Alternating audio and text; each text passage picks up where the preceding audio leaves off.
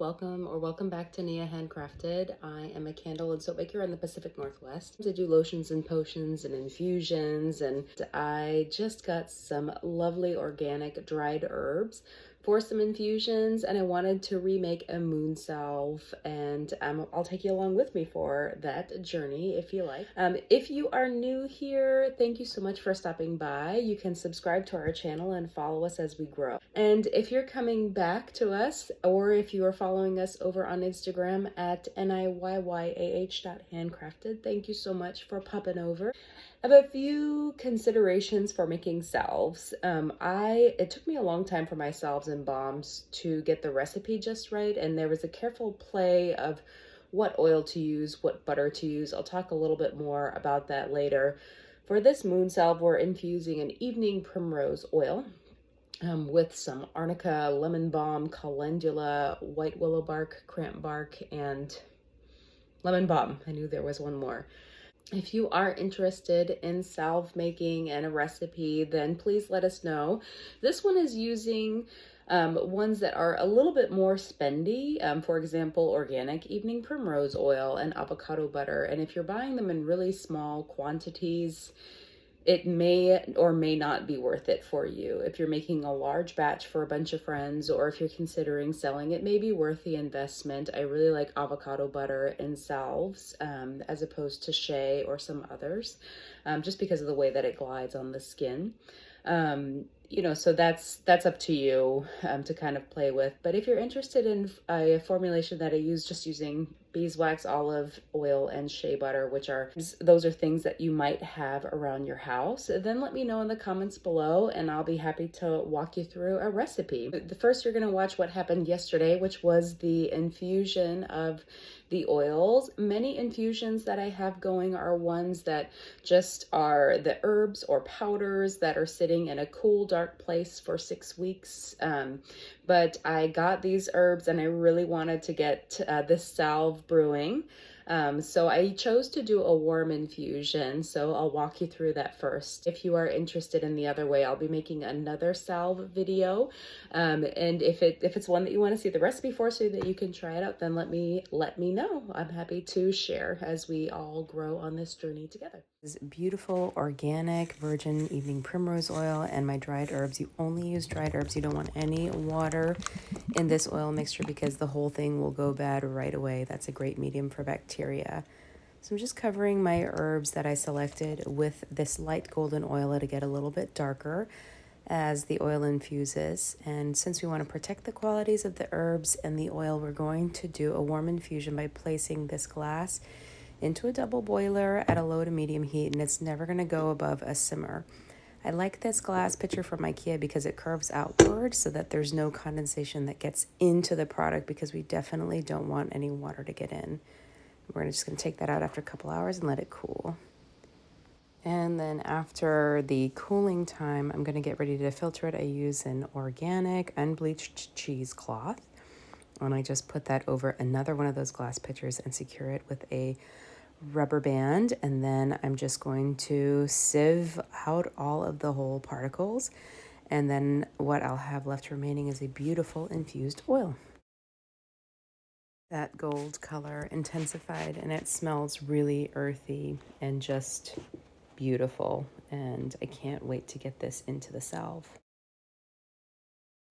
One thing I recommend doing when you are starting your formulating, especially with ingredients that you're not as familiar with, is to actually get them on your skin and see how they feel. So shea butter, many of us are familiar with. I'm just taking a smidge of my kind of fair trade shea butter, and you can see it's kind of like cream cheese consistency, and going on, it melts right onto your skin. It leaves a nice barrier, a nice shine. It can feel rich or greasy, terminology matters, but it really helps my skin to feel really smooth. It is a bit on the thicker, and since it's on the richer side, I tend to not use it as much in salves, also to avoid potential allergies, because shea butter can have some sensitivities out there. It also can be a little bit tacky when paired with beeswax, because beeswax in itself is kind of a tackier ingredient and thickener. This is avocado butter. So avocado butter is a lot lighter And as you can see, it just really glides on. So on salves like this for chests and lower abdomens, I really like to use avocado butter. You can play with different kind of butters and see what you like. We sometimes use mango or kokum for really thick butters. If you want like a thick foot butter, those could be really, really nice. For this type of salve and consistency, again, there's personal preference and customer preference, and you have to really kind of see also what's available to you. Avocado butter is a little bit more of a precious butter, meaning cha-ching, more expensive. And so that's worth looking at. For me, I use it in very large quantities, and I can use it in a number of products, soaps, body butters, and things like that. It wouldn't make sense for me, for example, if I'm just using just 15 grams of a butter, for example, making just for my family and friends, and buying a whole pound of it, because it will go rancid on you. So it's an oil and wax product. It's not very likely to grow a whole bunch of bacteria, but we still are using good manufacturing practices, gloves, mask, and we're cleaning everything with 99% isopropyl alcohol. After at least an hour, the infused oil is ready to go. I'm just gonna cut a little bit of this cheesecloth off, and I'm gonna put it on top of the amber bottle. And I like that this was in an amber bottle because the amber protects against UV light. So I'm going to store the infused oil right back in the bottle from whence it came, store it in a cool and dry place. Now this is the part where you got to be careful, because if you're looking carefully, you're going to see what happens, because you pop that rubber band off and I don't have that back corner, and I almost lost all of the herbs right into the oil, but thankfully we did not have to go through that draining process again, and I got it. I squeezed it out. The bark was a little pokey on my fingers, but yeah, we got all of that oil. We don't want to waste any of it. And then I'm just taking this. This glass pitcher came from IKEA, and I really like it. It has a little bit of a pour spout, so then you can take it and just pour it right into the oil. You'll see me a little bit later in the video writing everything that I used on the infusion, just to make sure that I know the date that I did the infusion, and that I used a warm process, and all of the herbs that are in this, so I can appropriately label my salve. Everything that you see here has been sanitized already with a 99% isopropyl alcohol. I just get those spray bottles from Dollar Tree because they have a really nice mister, and I have had them for years and they've held up, so I don't feel too terrible about that plastic use, as it's just getting used over and over again. We want to make sure that we're sanitizing everything, because even though it's not very likely to get a whole bunch of bad bacteria in it, we just don't want to give it any chance to do so. Now the pot that I'm using there is like a Turkish coffee pot, but it has a pour spout, and again, I just really appreciate that. And here I'm remembering, oh, I got to show you this beeswax. This beeswax is, what I did was I melted a lot of the beeswax that I had down and put it into a mold so it was easy to use, because I have both chunks of beeswax, which are harder to work with in small amounts. I think I was using 4.2 grams for this recipe of beeswax, and I had to cut that. But if you have big chunks, and then you melt it down and you can pour it into those smaller molds so that it's just easier to work with. As I forgot I was just doing 30 grams and not the big batch. So let's switch to this little container on our gram scale, which I do recommend for scaling up and down. If you have been doing balms for any length of time, you might recognize like the old paperback books that I've checked out from the library to learn in like the 90s that had everything measured in cups and teaspoons. And I think that was part of not getting the salves right, because you couldn't accurately scale percentages. And another one was changing my butters to avocado like I did here.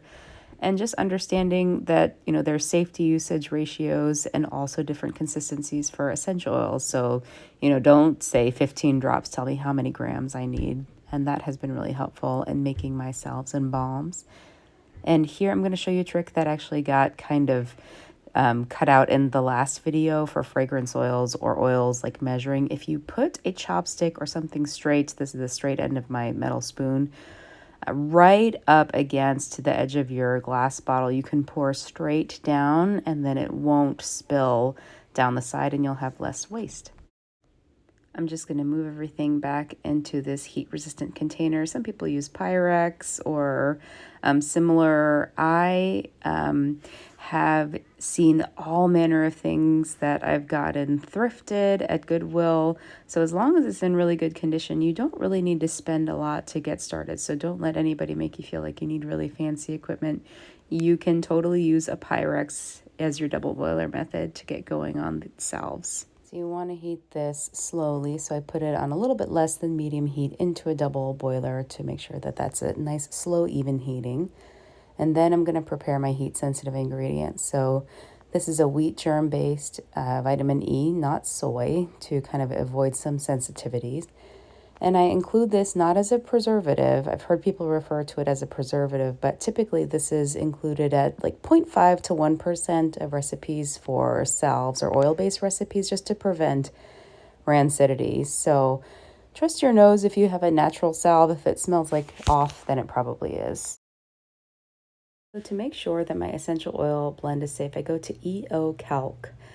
And you can add your own blend. So here I am searching just for a couple that I know are skin safe that are going to go in here. You have to select what essential oils that you're going to use at what percentage and what type of product that you're using it in. So for example, is this something that's going near the eyes? Is this something that's going to be left on the skin or just washed off in the shower? Because they have different usage rates.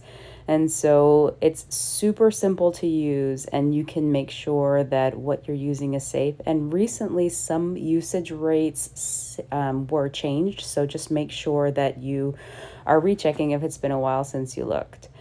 And so here I'm going to get my grams for safe usage rates for these. And this is a category 5A for a leave-on product. And I used, just for an example, 50-50 blend of ginger and black pepper. But I also threw some lavender in there later. I know many people have to have their essential oils shipped, so I'm really lucky to have Shea and Company right next to me.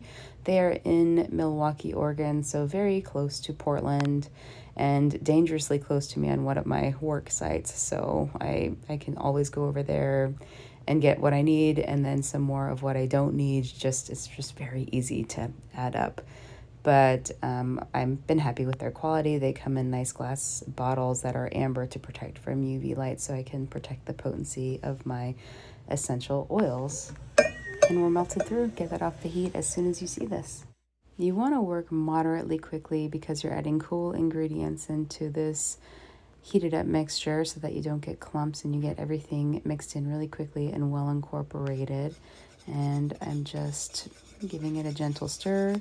This is also where if you have any intentions that you have for your product, either for yourself or to sell, stirring, I always find like a really good time to be super mindful about that.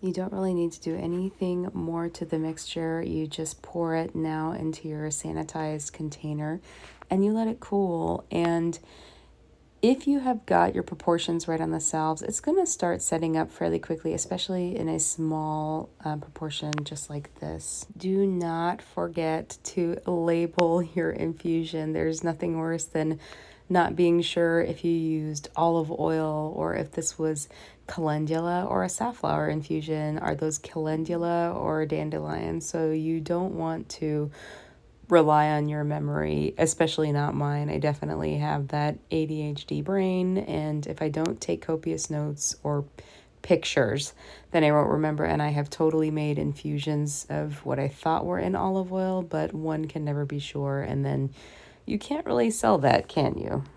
Within 10 minutes, this is my salve. And 30 minutes later, I get a nice salve that breaks easily.